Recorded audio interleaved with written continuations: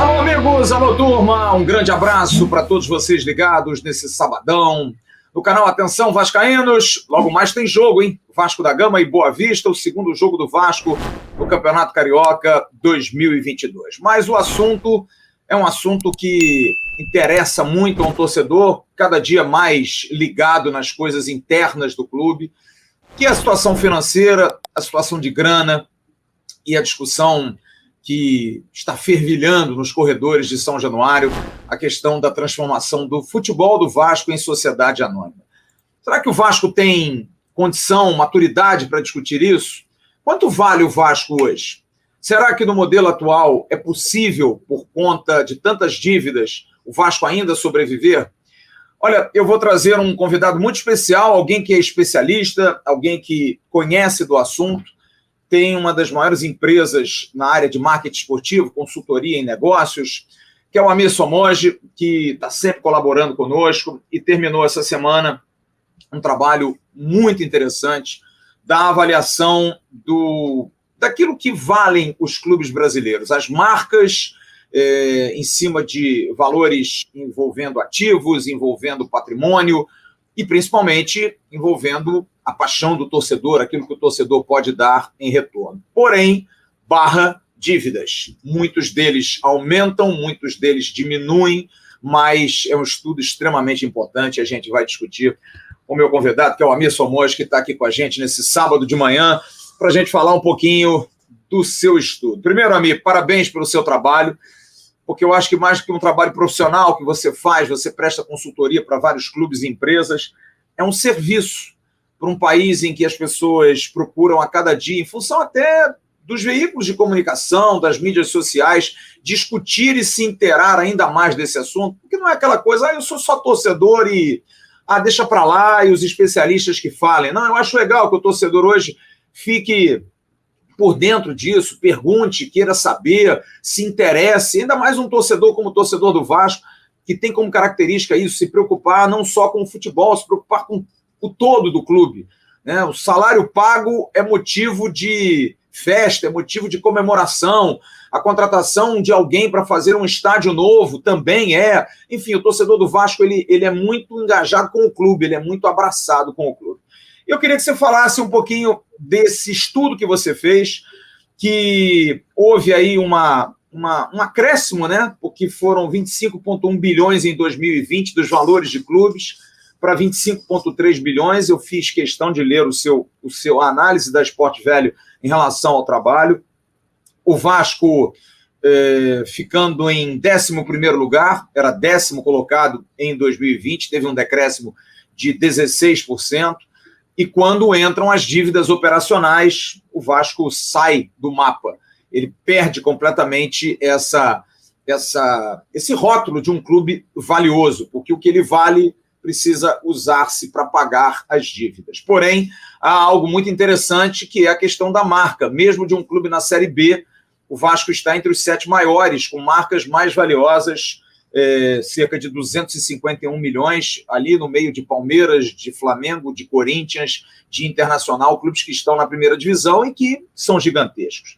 Então, eu queria que você falasse um pouco desse estudo, o que comprova em relação à questão financeira, se os clubes estão fazendo o dever de casa correto, se as políticas no Brasil, como, por exemplo, agora a lei da SAF, instituída no ano passado, pode trazer algum benefício ou não, se é possível, dentro desse atual modelo, ter marcas valiosas. Enfim, eu queria que você falasse um pouquinho desse seu estudo, desse seu trabalho. É um grande prazer tê-lo aqui.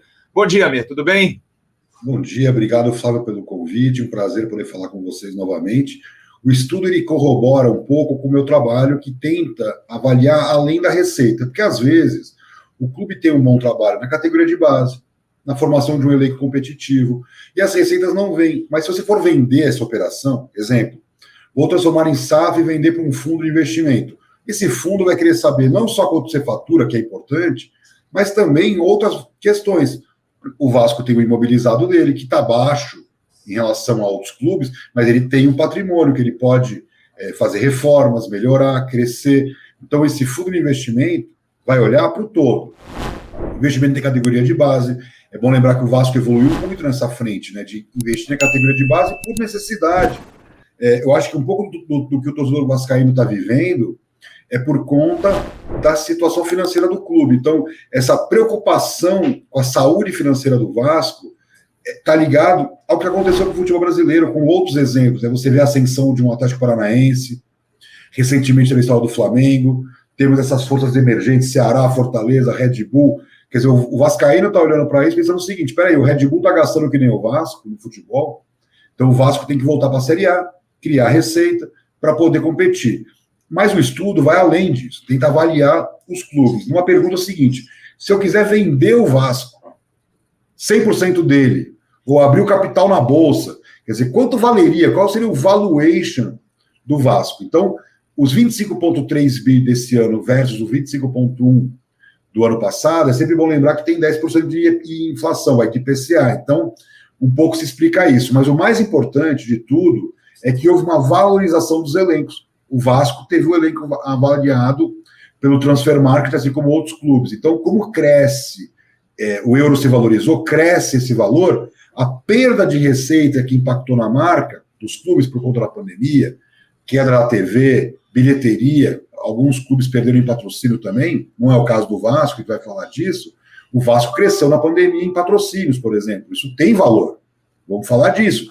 O sócio-torcedor do Vasco é um valor hoje entre os maiores do Brasil. Isso tem valor. Então, é uma soma de variáveis onde a receita está lá avaliada na marca, mas que o patrimônio entra, dinheiro em caixa entra, o elenco, a questão da categoria de base. Então, ali você faz a análise.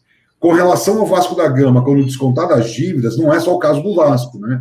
O Atlético Mineiro vive uma situação similar, Fluminense, Cruzeiro, quer dizer, clubes com muitas dívidas, na competitividade com clubes com menos dívidas, você aparece, por exemplo, quem aparece com menos dívida valendo mais? Um América Mineiro, um Atlético Goianiense, um Fortaleza. Então, é aquela história, o Vasco vale muito, mas ele tem uma dívida, eu vou comprar a dívida? No caso da SAF não é assim que funciona.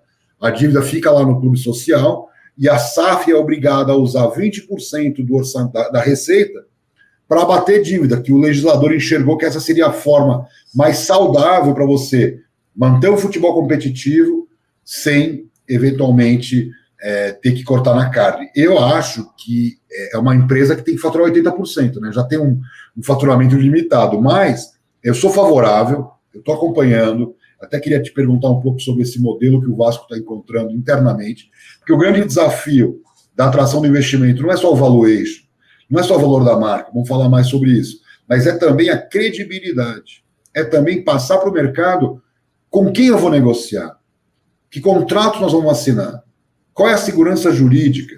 Quer dizer, que o fundo de investimento só está acostumado com isso, analisar balanço, ver balancete, olhar planilhas e assinar contratos com pessoas que querem fazer bons negócios. Então, lembra do caso do Vasco, foi o pioneiro com o Nations Bank, né, o Bank of America, na verdade. Né? Sim, sim. Veio aqui, injetou recursos, era 1 para 1 o dólar ainda, imagina. Então, era virar um Barcelona, né? Era virar o Real Madrid naquela época. Depois veio ISL, e depois veio a Hicks Mills, e MSI, quer dizer, olha quanto dinheiro, Parmalat, olha quanto dinheiro foi injetado em maus negócios. Então, agora é a hora, na minha opinião, de a gente usar essa lei para dar um saldo de qualidade. Quer dizer, o torcedor vascaíno quer saber o seguinte, como é que eu volto para a Série A, como é que eu tenho um estádio moderno, como é que eu desenvolvo a minha marca, como eu internacionalizo a história do Vasco, como o Vasco cresce para ter 500 milhões de faturamento, como reduz o endividamento. Então, às vezes você vai perder o político, o ser, né, aquele ser que fica transitando nas redes sociais e tal, e vai ter um cara mais frio,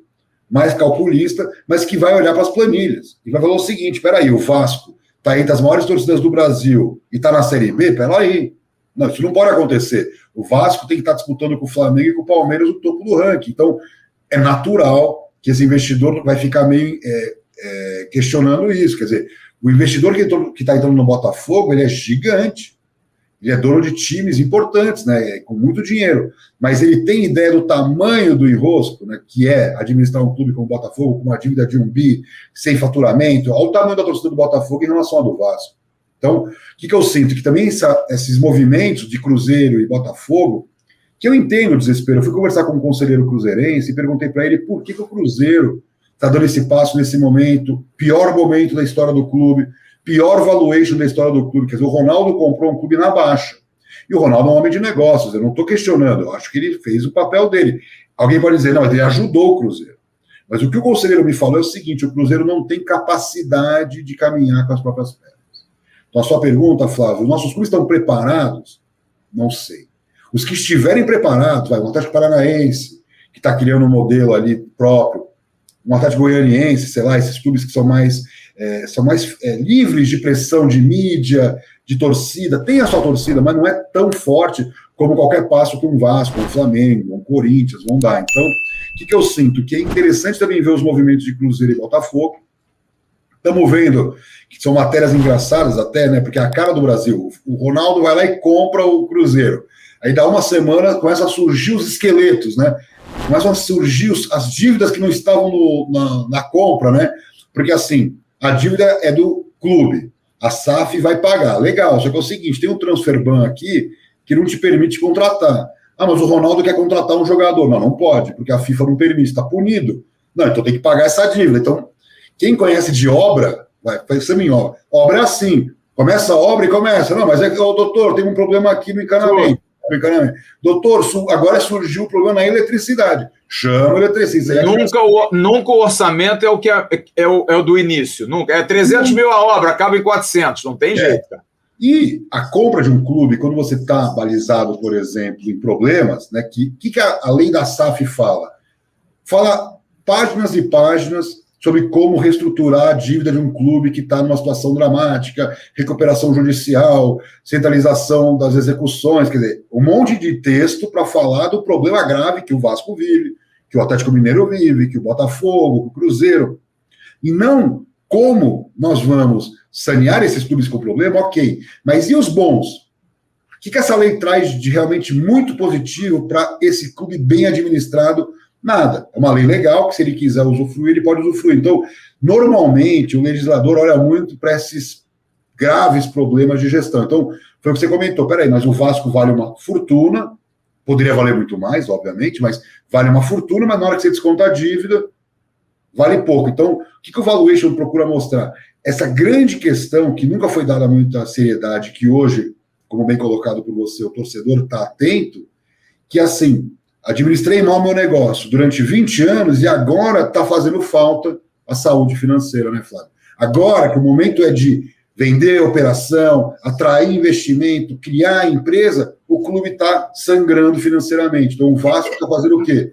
Gastando menos que a Red Bull Bragantino, porque hoje a situação financeira do Vasco obriga que ele faça isso. Mas eu queria te perguntar exatamente sobre isso, sobre o investidor. Você, Amir Somoge, tem uma grande empresa, tem um fundo internacional. E aí você olha o noticiário e vê o Brasil abre para a sociedade anônima. Tá? Opa, o Brasil é um país que o futebol dá retorno, é um país apaixonado por bola. E aí você vem aqui com o interesse de entender a situação. E aí você senta com os mesmos artífices da bagunça. São os caras que estão aí há anos. A lei tem uma coisa legal, que eu acho que protege quem entra desses caras. Porque quem está não pode ficar. E é uma grande dúvida do torcedor, que pensa assim, mas como é que a gente vai confiar em quem está aí para administrar o negócio? Essas pessoas, a lei, pelo menos nisso, ela protegeu o clube, a entidade. Quem está lá não pode mexer uma palha. No entanto, essa é que é a minha grande dúvida também em relação a isso. Por isso que eu te pergunto se você, investidor, faria. Esses caras decidem quem vai comprar e quem não vai comprar. Eles, de alguma maneira, eles dão um indicativo. Bom, a Amir Somoge tem um bom fundo de investimento, mas eu prefiro o fundo de investimento do Flávio Dias. Qual é a certeza de que não tem erro nessa escolha? De que o que o Amir ofereceu 1 bi por 30 anos não vale porque ele não é amigo do primo do tio, mas o que o Flávio ofereceu, 500 milhões, é melhor. Eu acho que essa falta de crédito das pessoas do modelo atual é que empatam. Você, investidor, descobrindo isso, você bota seu dinheiro, Amir? Essa é a grande questão, porque hoje, mais importante do que se o clube vale, tem torcida, é globalmente reconhecido, é qual é o modelo de negócio que você está criando para o investidor. Então, assim, a mesma maneira que o investidor quer entrar, ele pode falar, não tenho interesse, estudei os números, não gostei, estou preocupado, meu consultor aqui está dizendo que o clube deve mais do que está dizendo aí no balanço, sei lá. Então, às vezes eu acho que tem essa questão da credibilidade. Então, vamos lembrar o Flamengo. Eu me lembro de uma história que eu ouvi que o Bandeira de Mello, alguém foi, 2 executivos foram à Receita Federal com um iPad na mão, dizendo o seguinte, acabamos de ser eleito aqui o presidente do Flamengo, o cara começou a rir, falei, peraí, você está indo na Receita Federal aqui, você é o exemplo típico do clube que nunca pagou um único centavo aqui, né? Nós autuamos vocês e vocês nem tomam conhecimento. Não, é uma nova gestão, uma nova mentalidade. Então, parece pouco, mas é muito forte, porque aí o mercado, investidor, patrocinador, começa a olhar. Então, eu nunca vou esquecer que muitos patrocinadores viam no Flamengo, porque via no Flamengo a única opção de credibilidade do mercado. O Flamengo não estava ganhando títulos, estava bem atrás de outros clubes, mas ia fechando contrato de patrocínio. Eu acho que o Vasco, com essa resgate de credibilidade, olhando o balanço do Vasco, você vê uma melhora nos patrocínios de camisa, é inevitável, é indiscutível, no sócio-torcedor dos últimos anos. Então, o sócio-torcedor também acompanha a credibilidade do clube, né, Flávio? O torcedor é um investidor. O torcedor também não vai ficar botando dinheiro se o cara está desviando verba, não está recolhendo impostos, quer dizer, tudo é uma grande soma, né, de importância. Então, quando olha para o investidor, ele vai sentar com o clube. Então, hoje, o Vasco tem um CEO, já ajuda muito. Tem muitos clubes que não tem, que vai lá o presidente falando daquele jeito futeboleiro, né, com aquela coisa meio desconectada da realidade das empresas. Isso assusta. No início é engraçado, o cara dá aquela risada, tal, mas depois vou botar 300 milhões aqui, ou 500 milhões aqui, ou mais, sei lá. Então, porque uma coisa que o torcedor tem que entender é o seguinte, tem 2 histórias aí quando você compra um clube. Uma é a aquisição do clube, o valuation, legal, comprei. A outra, o custeio. Mas tem as receitas, mas nós sabemos que os clubes são deficitários, naturalmente, com a pandemia, mais ainda, né, sem estádio, sem bilheteria, o sócio-torcedor caindo. Então, qual é o desafio? O desafio é crescer organicamente num mercado difícil como o brasileiro. Então, quando o investidor olha, o Brasil abriu para SA, quem é o interlocutor? Nós somos os clubes, então vamos conversar com eles. Se o clube passar credibilidade e efetivamente quiser vender a operação, quiser transferir, né, as ações para um grupo investidor, um fundo de investimento, o próprio Vasco discute isso. Então, eu acho que essa questão depende muito da abordagem que você vai ter com o investidor. Se o investidor sentir confiança, porque assim, ele olha em dólar, o ativo Vasco, tá de graça. Peraí, eu vou ter 16 milhões de torcedores, potenciais consumidores, apaixonados por uma marca, por um investimento irrisório de 70 milhões? Não. 70 milhões você entra. Aí você começa a ter que pagar folha, começa a ter que pagar operação do dia a dia do clube. Então, tem um custeio de operação do futebol que vai ficar na conta do investidor. Então, vai o orçamento do Vasco, 250 milhões, 300 milhões por ano. Então, além da compra, tem o custeio, que ele vai bancar como? Com as verbas de TV, patrocínio, sócio-torcedor, venda de jogadores. Então, ele adquire tudo. Então, o que o Ronaldo fez? Comprou muito barato o Cruzeiro, levou a Toca da Raposa. Quer dizer, é uma estrutura cinematográfica. Quer dizer, então o que eu sinto também, sabe, Flávio? Que às vezes o projeto SAF é muito bom para o investidor. Muito bom, porque ele está comprando. Pensa aqueles investidores. Ainda mais no Brasil, né? Ainda mais no Brasil. Tubarões de Wall Street que você vê na televisão, aqueles filmes. O cara pega aquela empresa mais estrangulada financeiramente, ou pega aquele cara que compra apartamento, só compra dos caras que estão devendo. Desesperado, compra à vista, né? O cara que tem dinheiro vai lá e compra à vista pela metade do preço um apartamento super valioso. Não é todo mundo que tem dinheiro, mas quem tem pode fazer bons negócios. Então, o que eu sinto? Que o mercado brasileiro se posicionando, passando credibilidade, pode, né, Flávio, trazer bons investimentos para os clubes, como é o caso do Vasco da Gama negociando com esses fundos de investimento. Eu fico assim, fazendo uma comparação, a grosso modo, dos investidores agora no Brasil, como os empresários antigamente, que são pessoas criticadas. Por exemplo, o Carlos Leite, vamos colocar aqui abertamente, o Eduardo Duran, todos esses empresários de monta, o próprio Kia, né, empresários de Juliano Bertolucci, todos caras que emprestam dinheiro ao clube, diferente do investidor, né? O investidor não deixa de emprestar, ele bota e quer tirar. O empresário hoje se tornou muito dono do clube, né? Por conta disso, porque os clubes não conseguem se equilibrar financeiramente. E aí o empresário vai e bota o dinheiro. A minha grande preocupação em relação a essa discussão, Amir, até baseado no seu estudo, é porque eu vejo uma marca como a do Vasco e eu acho muito barato. Eu acho o Vasco muito barato.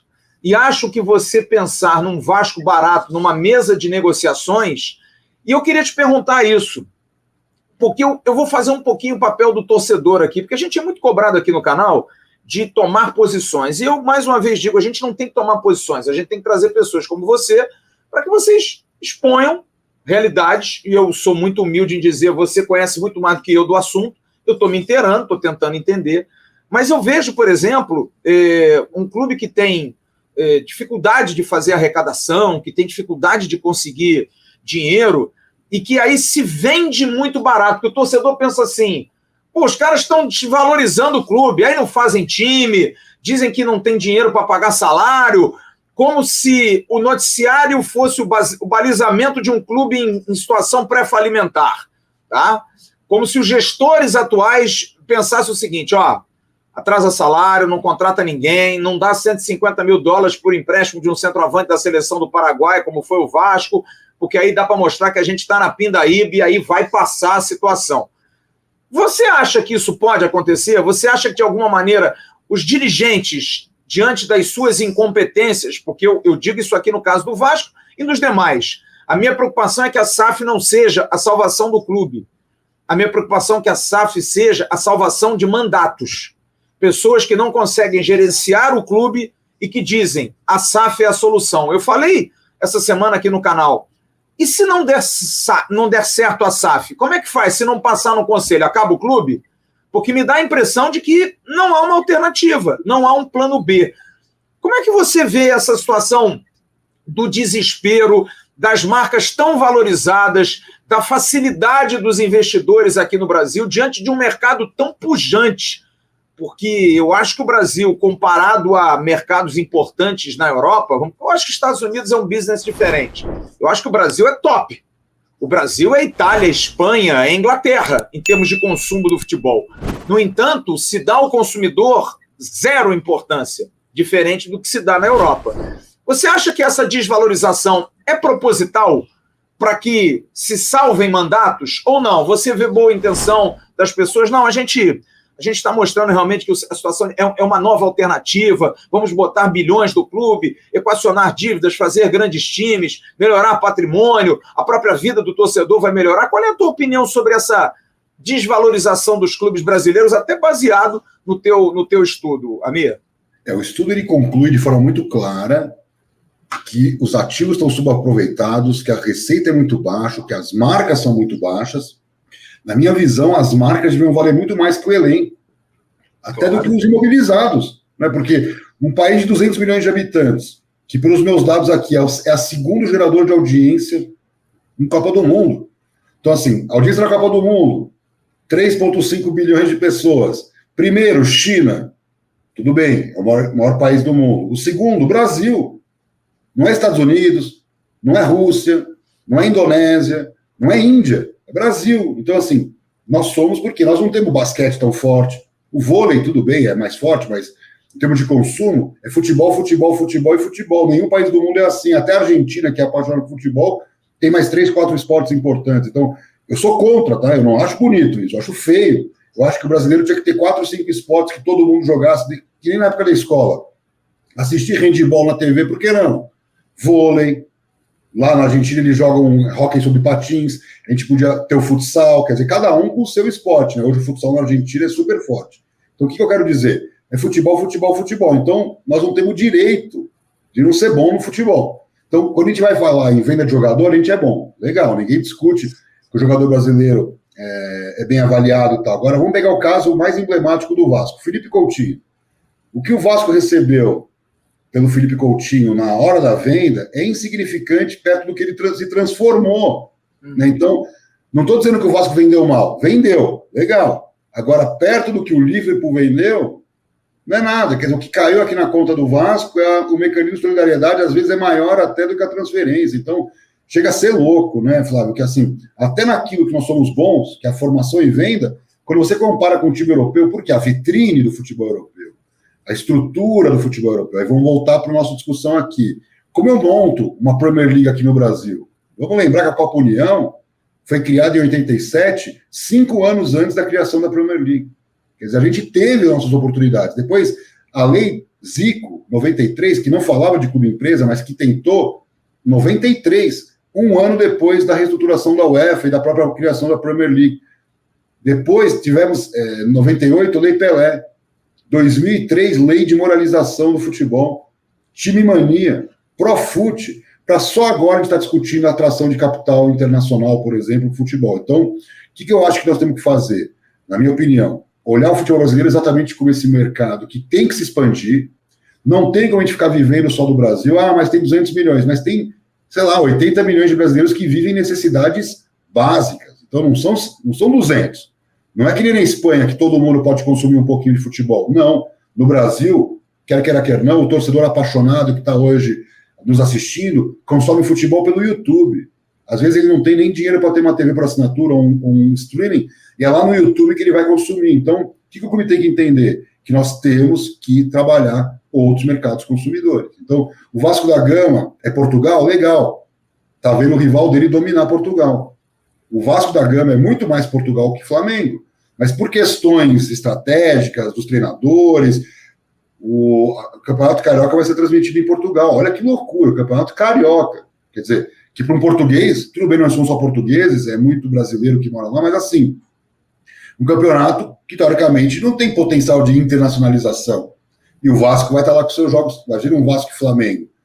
Pô, o Vasco da Gama, quer dizer, um dos maiores ídolos portugueses, né, em termos práticos. Então, assim, tem muito o que falar, gente. Então, cada clube tem o seu DNA. Eu vejo o seguinte, vamos dar um exemplo, estou aqui viajando, mas o Vasco da Gama poderia construir um storytelling e lá nas colônias portuguesas da África, trazer jogadores africanos de altíssima qualidade, construir, né, um mercado de compra de camisa, de escolinha, e numa dessa ele vai crescer organicamente e o valuation dele vai crescer. Por quê? Vai aumentar o número de seguidores em rede social, isso impacta o valuation lá na marca.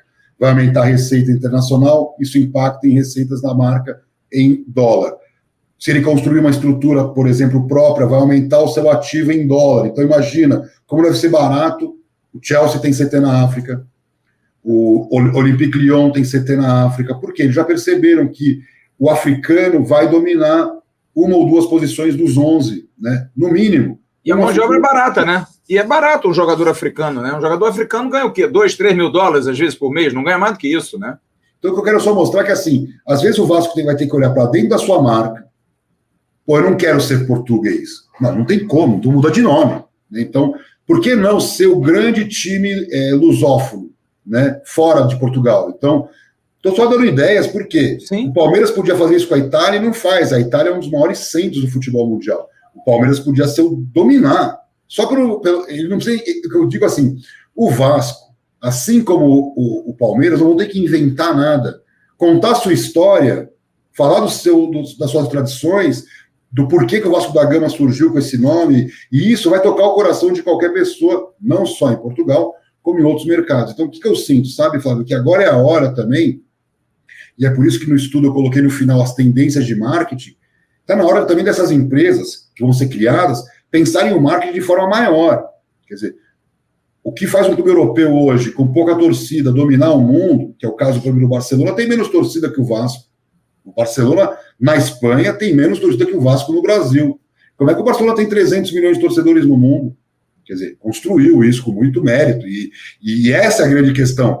Eu sempre falo desses exemplos para nos inspirar. Quer dizer, que o Vasco da Gama se inspire nesses grandes clubes que cresceram para que ele possa contar a sua própria história. Então, às vezes ele pode hoje criar uma SAF, vender, e aí o vascaíno vai ver na mão de um grande executivo, de um grande investidor, tudo isso que eu estou contando aqui, né? Eu até comentei, por exemplo, um post que eu fiz no Twitter do Botafogo, o pessoal falava, o Botafogo é muito pequeno, é isso, aquilo, outro. Eu comecei a escrever, e tem isso para todos os clubes, o tamanho de diferenciais competitivos que o Botafogo tem na mão. Ele não explora, mas ele poderia explorar. Por exemplo, a torcida envelhecida, que as pessoas falam que o Santos e o Botafogo tem. Bom, as pessoas vão viver cada vez mais. O aposentado é um público super importante em termos de consumo, ele tem dinheiro, né, proporcionalmente à média da população, óbvio, e tempo para consumir, quer dizer, para se divertir, para buscar o entretenimento. Então, será que não vale a pena, né, para um Botafogo e um Santos explorarem? Ninguém está dizendo que não tem que rejuvenescer a torcida. Tem que rejuvenescer a torcida, mas não esquecer que existe uma característica DNA do clube que está lá à disposição e você pode atrair marcas interessadas nisso. Então, eu sinto, sabe, Flávio, que os clubes vão ter que se reinventar em marketing, porque as receitas são baixas, dado o tamanho da importância do mercado brasileiro. Ô, Amir, eu ouço você, ouvi outro dia o Rodrigo Capello, o próprio Nilo Patuzzi, são pessoas que a gente ouve muito nessa área de marketing, de economia, e hoje você falou uma coisa para mim que, mais uma vez, foi repetida, e que eu vou fazer o advogado do diabo. Todos vocês dizem que o Vasco é um clube que evoluiu por conta dos balanços, por conta do crédito teria aumentado. E a partir do momento em que eu estou falando isso aqui, tem uns 10 que vão escrever aqui embaixo que eu estou maluco. Vão me sentar o pau. Tá maluco? Porque o que acontece? Para o torcedor, essa conta não fecha. Porque se vocês, especialistas, dizem que o balanço do Vasco foi realmente elogiado, por ter sido um balanço claro, auditado, perfeito, com números bastante claros, foi um dos primeiros a ser colocado dentro de um prazo que existe de divulgação dos balanços. O Vasco foi um dos primeiros, logo com responsabilidade. Mas aí, o clube atrasa salário, o clube continua sem investimento no futebol, não consegue contratar um jogador, faz um time para o Campeonato Carioca agora sem contratar ninguém, não contratou ninguém, trouxe jogadores que não estavam à disposição de clubes como Red Bull Bragantino, Cuiabá, times de segunda prateleira no futebol brasileiro, América Mineiro, e o Vasco mostra para vocês, especialistas, uma melhoria em termos de balanço, de crédito. Aonde é que essa conta não fecha? Por que vocês têm essa assertividade de falar isso, de que, não, melhorou? Porque para o torcedor não melhorou, cara. Para o torcedor só piora. Para o torcedor é só tragédia, é só tristeza. Ou isso é um preço que está se pagando hoje, que talvez lá na frente possa ser voltado com uma melhor gestão. E aí eu faço uma outra pergunta a você. O modelo de hoje, esquece SAF, é um modelo capaz ainda de dar resultado? O modelo associativo com presidente, com conselhos, com vice-presidente, o modelo tradicional do futebol brasileiro, é um modelo razoável ou é um modelo que precisa ser reestudado, Amir? Eu sempre falo, começando pelo final, é um modelo que se exauriu, na minha opinião. Ele é um modelo de setor público no setor privado. Não vai funcionar. Esse modelo que ninguém é dono, que a cada 2, 3 anos muda, que tem um político sempre à disposição ali para tentar ser meio populista e jogar para a torcida, porque é difícil também. O futebol, ele mexe, né, com essa questão da vaidade do cara. Então, ele é torcedor também do clube, ele é apaixonado, então isso tudo é um combustível para dar errado, né, Flávio? Então eu sou totalmente contra. Eu acho que mesmo que um clube não queira virar SAF, ele tem que separar o social do futebol, ele tem que criar uma certa continuidade da boa gestão. É isso, não vejo outro caminho. Eu diria para o torcedor vascaíno que é estranho falar isso, mas o balanço do Vasco melhora porque ele controla o orçamento. E controlar o orçamento significa perder jogador para o Red Bull, para um Cuiabá. Quer dizer, é isso. Porque hoje o custo do Vasco com o futebol é muito baixo em relação a outros clubes, porque o Vasco está se adequando financeiramente à sua realidade. Então, é o preço que se paga. Agora, por exemplo, pegar o exemplo do Flamengo, que seria o rival mais próximo, que viveu uma situação mais dramática. Quer dizer, agora, não, rapidinho. Não, se adequando, não se apequenando. Ou você acha que também, de alguma maneira, é se apequenar também? Se adequar a um orçamento não é pensar pequeno? Às vezes, você falou aí, traz um jogador africano. Vamos lá, vamos pensar, um jogador angolano de destaque. Talvez seja uma maneira de você... Eu vou te dar um exemplo. Eu falei com o pessoal da Vasco História essa semana, o Maurício. Ele falou, cara, tá difícil vender camisa do Vasco. Sabe por quê? Porque não tem um nome. O 8 é o Vitinho, camisa que já foi vestida por Juninho Pernambucano e Giovani. Entendeu? Então, você precisa ter referenciais, e eu acho que esse investimento no futebol, às vezes, tem que fugir desse balanço equilibrado. Você não acha, não? Essa é a grande discussão, porque qual que é o grande negócio do futebol? Ídolo. Os estudos, até tem um dado da Nielsen que fala que o valor no digital dos ídolos, que já é enorme, hein? Você pega o papel do Cristiano Ronaldo hoje no Instagram, ele é maior que o clube que ele joga. É uma loucura, quer dizer, a força de um ídolo hoje, né? Isso eu estou falando do maior jogador aí em termos de mídia, que é o Cristiano Ronaldo, mas isso vale para qualquer mercado. Você precisa de ídolo para alavancar o negócio. E não precisa ser o ídolo mais valioso. Então, vamos pegar, por exemplo, um jogador que desponta, que tem apelo com a torcida, que sabe se comunicar na mídia. Então, você vai lá e pega esse jogador e fala, ele é nosso garoto propaganda, é o embaixador, é a conexão com o jovem. Por exemplo, o caso do Gabigol, o Flamengo nunca teve ídolos recentes, e o Gabigol virou o queridinho da garotada. Ele ganha uma fortuna, e ele conecta o jovem com o Flamengo, o jovem que está no esporte, o jovem que não quer mais saber de futebol. E cadê o Gabigol do Vasco? Cadê o Gabigol do Corinthians? E o do Santos? E o do Cruzeiro? E o do Botafogo? Porque, independente de dinheiro, você precisa ter a conexão emocional com o torcedor. Então, fala assim para o torcedor, olha, vamos passar 5 anos pagando as dívidas e o custo do futebol, que era de 120, caiu para 99, se a gente não subir vai para 70, e daqui a pouco eu estou virando um Guarani. Né, que é isso, o Guarani foi campeão brasileiro, sim, tem uma torcida lá em Campinas, e foi se apequenando, não pode. Então, eu tenho um business plan do Barcelona muito interessante, de 2003, que o Barcelona ele fez um estudo de mercado, e ele identificou o seguinte, ele só tinha 2 caminhos, ele devia 200 e faturava 100, quer dizer, uma situação dramática à época, não que ele esteja bem hoje, mas ele está numa outra musculatura, né, de mídia e tudo, mas o Barcelona fez um estudo de mercado à época e falou o seguinte, ou eu corto na carne e me reestruturo e vou perder competitividade esportiva, ou eu monto esse business plan, aceleração profunda de receitas, o meu investidor estende a dívida, entende que esse é o momento do clube investir também, vou cortar despesa, déficit zero, quer dizer, o Vasco está numa situação dramática, porque ele foi para a Série B no meio da pandemia, com a corte de receita de TV, que vai voltar, e ele está se reestruturando, só que essa reestruturação não permitiu que ele voltasse, enquanto o rival Botafogo voltou. Então, para o torcedor, o Botafogo voltou, não é o balanço que está organizado. Então, eu quero voltar também. Então, se o Vasco tivesse voltado, para quanto iria a televisão dele? Para quanto a mais ele teria de recursos, de patrocínio?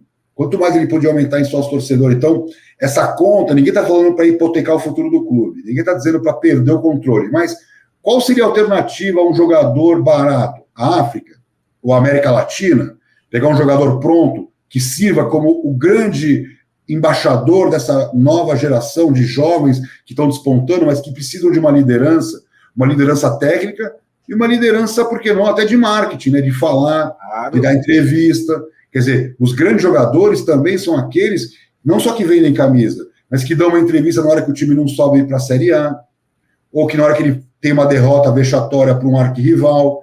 Não importa. Ter aquele jogador que nos sirva também, né, como a ferramenta de conexão entre o público. Então, o que você está falando é verdade. Vamos lembrar, as histórias mais antigas do futebol brasileiro. Quando o São Paulo construiu o Morumbi, não ganhou nada. Hoje o futebol não está mais cabendo isso, porque se não ganhar nada, vai para a Série B. Vai para a Série B e não volta. Né? É o caso do Cruzeiro, que quase foi para a Série C. Quer dizer, olha a situação, né, do clube. Então, eu acho que o Vasco tem um balanço muito melhor, mas o balanço muito melhor não significa que ele está gerindo bem o negócio. Quer dizer, cadê o crescimento das receitas graças ao torcedor? Então, o que o Vasco conseguiu em 2020 com a pandemia? Neutralizar a perda de sócios, o que eu acho fundamental. Não foram todos os clubes que conseguiram, o Grêmio conseguiu também. Então, isso ajuda muito as finanças, ajudou o Vasco. Uma melhora de patrocínio. Quer dizer, o BMG, a Havan e outras marcas pagando em meio à pandemia. Isso também foi importante. A questão do token, que foi pioneiro, né? O Vasco foi pioneiro no token de mecanismo de solidariedade, balizou. O Santos fez recentemente, porque o Vasco fez. Então, pioneirismo. Tem que continuar esse pioneirismo, não pode parar aí. fazer mais ativações de marketing, e eu acho, né, Flávio, indiscutivelmente, buscar um modelo de negócio para o Vasco da Gama. Então vamos lá, o Vasco está na Série B, mas o vascaíno está lá consumindo o Vasco, está na internet, está lá dando audiência, clicando nos links, assistindo aqui, né, as lives. Nós estamos falando com o vascaíno. Ah, mas está na Série B, está na draga. Não, o vascaíno não vai mudar de time. Ele pode até diminuir a intensidade de torcer, diminuir a intensidade de consumir. Agora, se você ficar falando de Vasco, falando da paixão, desenvolvendo boas estratégias, passando credibilidade, que eu acho que esse é o ponto. Torcedor também é investidor. Eu vou investir o meu dinheiro no meu time de coração ou em mais tempo de Netflix? Ou em mais tempo de ir no parque com meu filho? É isso, porque o dia continua tendo 24 horas. O problema é que nós temos que optar para quais são as atividades de entretenimento. O que eu sinto do torcedor? O torcedor que é muito fanático, muito apaixonado, ele não é inconstante, ele mantém uma certa constância. Mas aqueles 80% de torcedores comuns, que não são tão fanáticos, que não vão ser sócio torcedor, como é que você lida com ele? Dando um conteúdo que interesse para ele, conectando o Vasco a ele, trazendo esse cara, a informação dele. Como é que você faz isso? Voltando à sua pergunta, como o ídolo. Não dá para você aniquilar o ídolo para ter finanças em ordem. Você tem que ter ídolos baratos. Muitas vezes o ídolo pode vir da categoria de base. Então, aquele garoto tem potencial, vamos treinar, vamos ajudar a ele se posicionar perante as câmeras. Então, falar que ele é vascaíno, mostrar a foto dele quando era criança, que ele ia em São Januário com o pai. Quer dizer, isso tudo em 3 ou 4 boas estratégias de marketing, você constrói, aí tem que manter. Então, não jogar nas costas do garoto o peso do campo. Dá essa tranquilidade para ele poder fazer uma live, conversar com a torcida, bater foto, ser esse ícone mercadológico sem perder o controle. Então, pegar o caso do Neymar com o Santos. O Neymar era um garoto e era o grande ídolo. E ele se transformou num ídolo global. E o Santos mal aproveitou. Teve muito tempo de Neymar. Então, o que eu sinto, o que os clubes estão fazendo? Esperam esse jogador envelhecer e com 30 e tantos anos traz para ganhar 1 milhão por mês. Não faz o menor sentido. É o Nenê no Vasco. O Nenê que é o ídolo do Vasco com 40 anos. Não faz o menor sentido. Melhor pegar um cara de 22, 25 anos, 23, de repente que a gente falou do africano. Eu continuo batendo na tecla. Eu acho que tem muito jogador de qualidade, assim, vai morar no Rio de Janeiro, jogar no Vasco da Gama, participar de competições internacionais, né, no caso do Vasco voltar para a Série A. Então, é isso. Eu acho que, indiscutivelmente, Flávio, os clubes vão ter que ser muito disruptivos. Aí tem o scouting. Para que serve o scouting? Para você contratar barato. Eficiência na contratação. Não tem sentido eu gastar um caminhão de dinheiro graças ao scouting. Ao contrário. Eu vou usar tecnologia e ciência para encontrar antes do meu adversário o melhor jogador. Só que acontece, está todo mundo fazendo esse mesmo trabalho. Qual é a disrupção? Encontrar o jogador que ninguém viu. E isso existe, né, Flávio? Que não é a minha área. Sim. Mas eu fico aqui mapeando as oportunidades de marketing. Eu posso listar pelo menos 10 coisas que o Vasco tem. Por exemplo, hoje, uma das questões fundamentais do patrocínio, mais do que a visibilidade, mais até do que o data-driven, é o posicionamento perante as causas.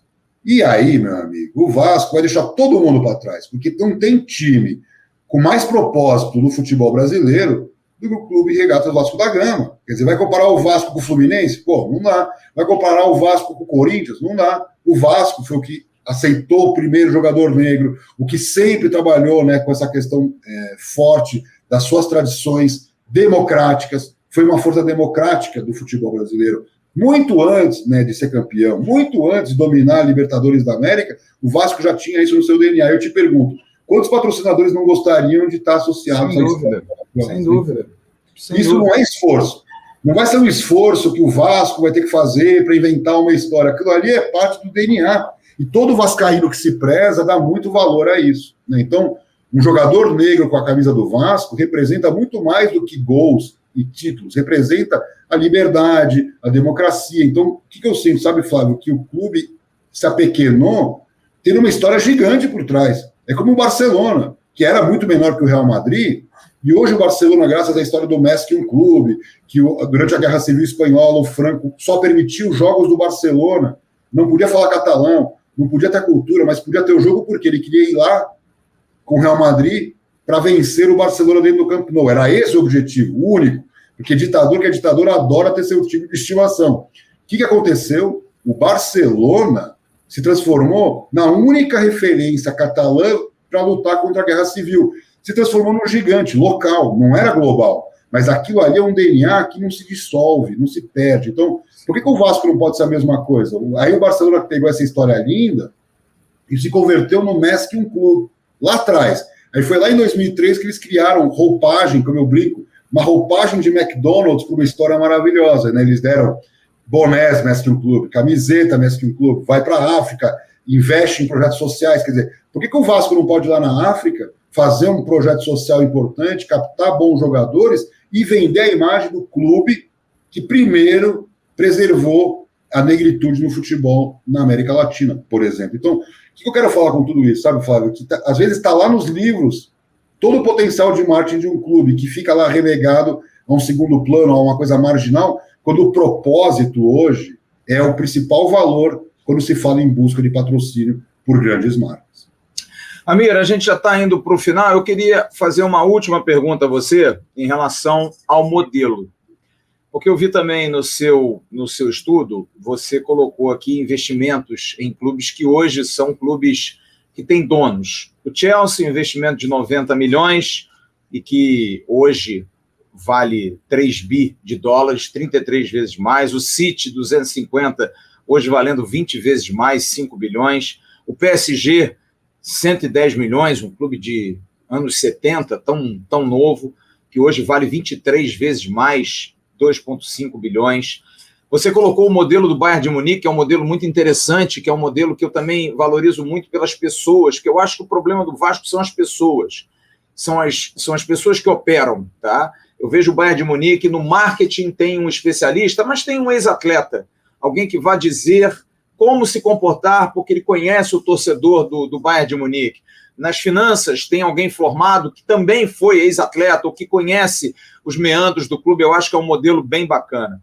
Diante desses modelos, modelo Cruzeiro, que enxuga, que não conta com um ídolo, mas que tem 40 anos dentro de um negócio, talvez não seja um ídolo rentável como o Fábio, ou então um John Textor dentro do Botafogo, que tem um estatuto de SAF que exige um título a cada 3 anos, que se paguem as contas, ótimo, mas que se tenha um time competitivo, contratações, exigência de um futebol muito mais forte. O Ronaldo, por exemplo, no Valladolid, o time caiu, mas deu lucro.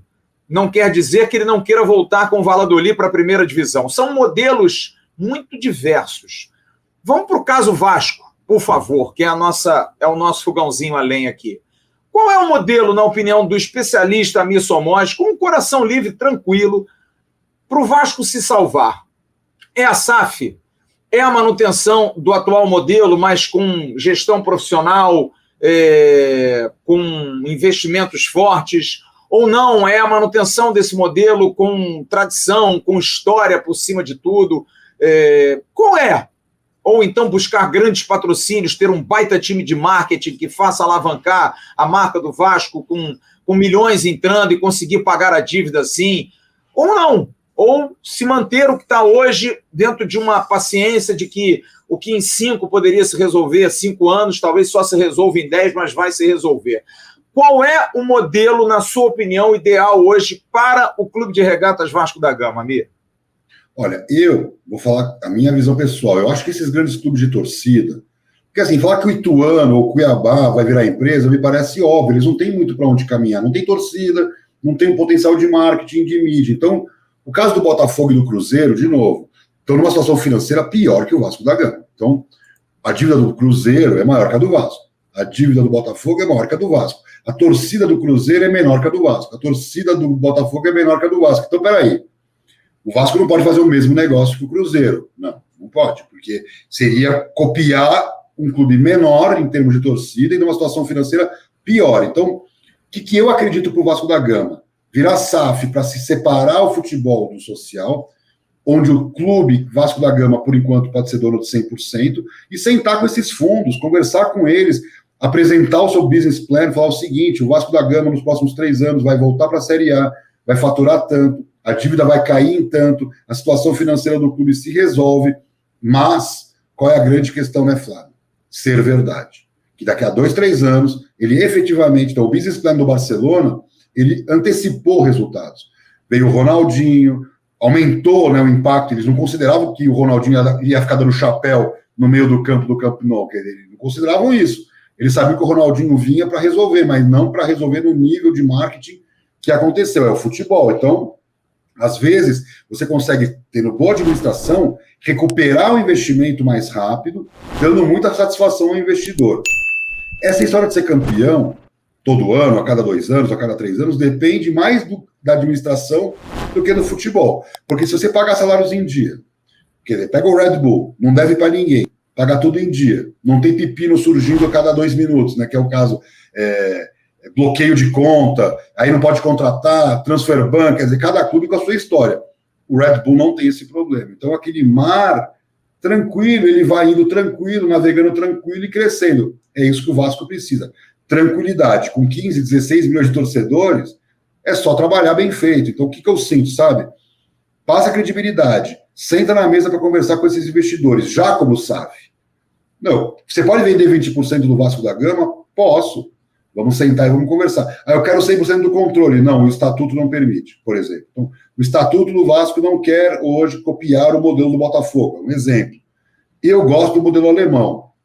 O Bayern de Munique era dono de 100%, hoje é dono de 75%. Ele pode vender para a Audi, que tem dinheiro para comprar mais 10%, ou ele pode trazer uma nova empresa. Né? Então, o que eu sinto? Na cadeira do Conselho de Administração do Bayern de Munique tem ex-jogador que se formou em gestão esportiva e que hoje é um cara, né, como o Rummenigge, que é super importante, mas você tem também na cadeira do Conselho um cara da Adidas, um cara da Audi, um cara da Allianz. Então tem assim, uma empresa de material esportivo, uma montadora e uma seguradora. Quer dizer, é como se dentro da cadeira do Conselho do Vasco, o Itaú, por exemplo, ou a Sul América, que tem sede no Rio de Janeiro, acho que tem mais a ver. A Sul América, que é um monstro do mundo dos seguros, não, eu tenho interesse em ser acionista minoritário do Vasco da Gama, por qualquer motivo. Aí ele vai lá e compra 15% do Vasco da Gama. Está a cadeira no Conselho, tem que pagar dividendo para ele. Então, como é que funciona? A administração Vasco da Gama vai ter que entregar uma administração governança para o nível de Sul América, para o nível de um Itaú, de um Bradesco. O Vasco tem capacidade para isso. É uma mudança radical. O Barcelona não fez isso. O Barcelona não é isso. Então, o Bayern de Munique é um modelo meio único. Dificilmente a gente vai ter isso no Brasil se não houver credibilidade. Mas eu acredito que, em termos de ownership, que é o termo que se usa muito, assim, eu não quero entregar o Vasco da Gama para o Abramovich, para um sheik. Não, eu não quero. Vamos lembrar, o Newcastle, por exemplo, que foi vendido, né, para o fundo da Arábia Saudita, que é muito maior que qualquer outro lá na Europa, os caras foram para a porta do estádio se abraçar e chorar, porque agora nós vamos ser campeão de novo. Então o torcedor é um ser emotivo, emocional. Se você chegar hoje para o Vascaíno e falar, o Abramovich vai comprar o Vasco e vai trazer o sei lá quem para jogar aqui, o torcedor fala, o sócio fala, eu assino agora essa mudança, porque é dinheiro novo, mas nós já vivemos esse filme.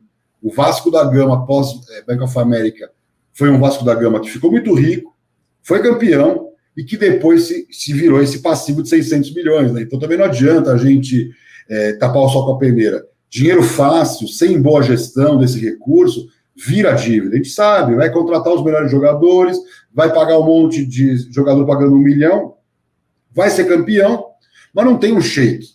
Alguma hora o dinheiro estanca, né? Tá todo mundo falando quando é que o Ronaldo vai se estressar de ficar botando mais dinheiro, mais dinheiro, mais dinheiro. Isso não é bom para o negócio, porque hoje a SAF virou o Eldorado, né? Tá todo mundo querendo saber quem é o investidor da vez que vai botar dinheiro no meu clube, mas o que eu acredito muito é no modelo alemão como início desse processo. Então, eu viro SAF, sou dono de 100%, surgirão oportunidades, você vai sentar e negociar.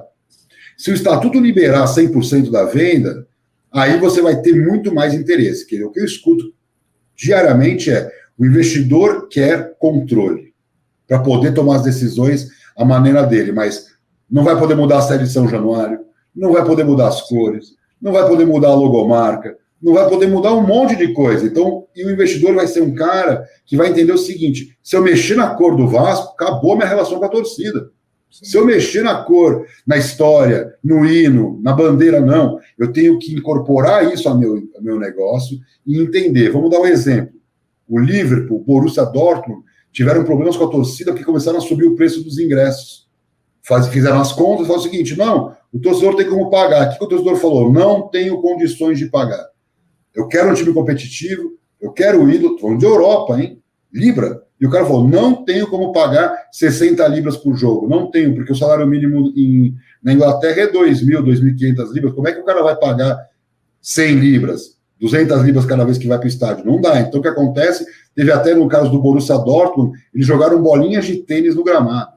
Milhares de bolinhas de tênis, né? Dando a sua revolta de forma organizada, educada, sem depredar, mas exigindo que o clube voltasse atrás, e o clube voltou atrás. Todos os clubes voltam atrás. Por quê? Quando 80 mil se unem, meu amigo, não tem como você não voltar atrás. Então, o que eu quero dizer é o seguinte: o Vasco da Gama tem que olhar o que o Cruzeiro fez, o que o Botafogo está fazendo, encontrar o seu caminho, mas sempre lembrando que ele é maior. E ainda que não esteja capitalizando ser maior, ele é o grande rival do Flamengo no Rio de Janeiro, ele é o grande rival do Palmeiras nacionalmente, né? Ele só não está posicionado. Mas com o investimento, que é o que você perguntou lá dos times que pagou 90 e vale 3 bi. O Vasco está na fase dos 90, não está na fase dos 3 bi. Mas se souber trabalhar, pode valer 3 bi, por que não? Essa é a grande questão. É saber trabalhar nesse momento, saber usufruir, né, Flávio, das ferramentas que o mercado dispõe para você aproveitar o momento, mas sem fazer um mau negócio. Então vamos lá. Corinthians fez um mau negócio com o estádio.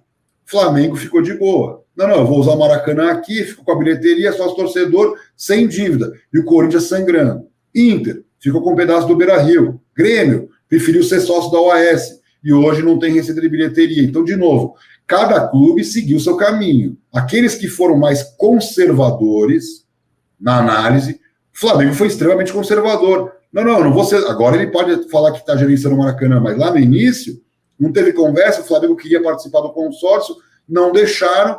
Ele falou: tudo bem, eu fico com a minha bilheteria aqui. Chegou a bater 160 milhões entre sócio, torcedor e bilheteria em 2019. Olha que situação, né? Então, o Corinthians, por exemplo, está sangrando lá financeiramente para pagar o fundo da Arena. Então, a história da SAF não é diferente da história dos estádios. Quem tomar a decisão correta vai se beneficiar daqui a 4, 5 anos, quando o mercado estiver totalmente estável, sem pandemia, com todos os estádios lotados. Quem tomou a decisão correta, é bom lembrar que o Vasco ficou para trás na questão do estádio e hoje vale menos do que o Atlético Paranaense por conta disso.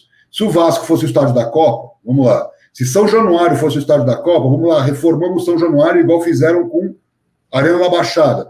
O Vasco valeria 1 bi a mais do que vale hoje. Né? Porque quanto vale o metro quadrado do Rio de Janeiro? Uma loucura. Então, não precisaria nem comparar com Curitiba, né? Amigo querido, quero agradecer demais você. O papo contigo é sempre muito bom. Queria que você desse suas redes sociais e também as redes sociais da sua empresa, da Esportes Velho, que faz um trabalho fantástico. Muito obrigado, um grande abraço e até a próxima, viu? Valeu, Flávio, obrigado. No Twitter eu sou bastante ativo, @AmirSomoge, com 2 Gs. Instagram, @esportesvelho, e o LinkedIn também, Amir Somoge, são normalmente as redes que eu mais atuo, ali no Instagram da própria Esportes Velho e o meu LinkedIn pessoal, assim como o meu Twitter. Grande abraço. Queria agradecer demais ao Amir Somoge, esse craque que fala de gestão, de marketing, com tanta fluência. É legal. Ah, Vasco, faz uma proposta para esse cara aí, porra. Leva ele lá para dentro, porra. Um cara desse tem que tá ajudando a gente. Quero agradecer demais a todos vocês que curtiram esse papo. Logo mais tem jogo, Vasco e Boa Vista.